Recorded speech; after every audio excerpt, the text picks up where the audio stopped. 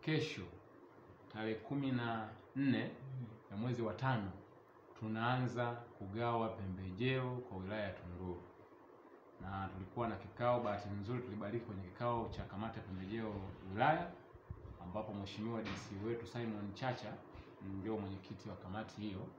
Tulikaa hicho kikao juzi siku ya tarehe 10 na tukabariki, na yeye akalizia kwamba tarehe 14 tuanze ugawaji. Hivyo basi kesho tunaanza ugawaji mara moja.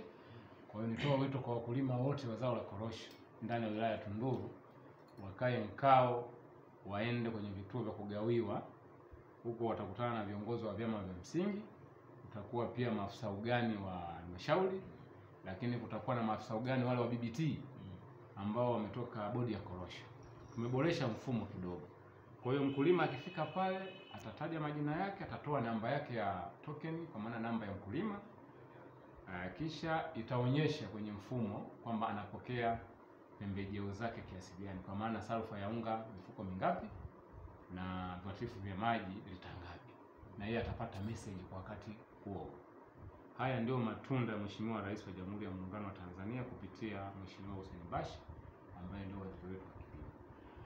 Lakini pia ilionekana uendeshaji wa maghala, na sisi Tunduru tumetakiwa tuwe na uanzishwaji wa kiwanda, tuwe na uanzishwaji wa kiwanda cha kubangua korosho kwenye eneo hili, kutokana na kipato chetu sisi Tunduru kuonyesha si kikubwa nature ya uzalishaji wake, atuzidi tani 50,000 kwa maana mazao yote korosho.